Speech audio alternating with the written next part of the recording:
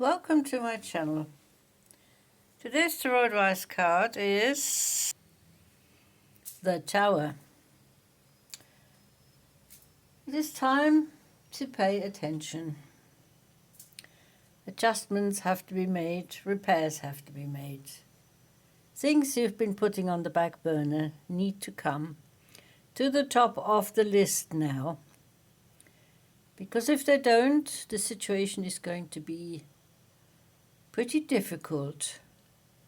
So this is just a message from the divine. It is time now to do your repairs, do your adjustments, whether that's actual repairs to a physical thing or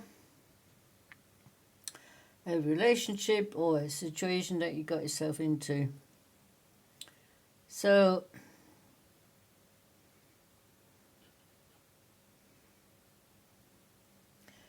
parts of your life are coming down, the weakest parts. You need to rebuild, and you need to be building stronger than you did before. The repair and the adjustments have to be long-lasting. And you have to put in the effort to achieve what you want to make whole again. Thank you so much for watching.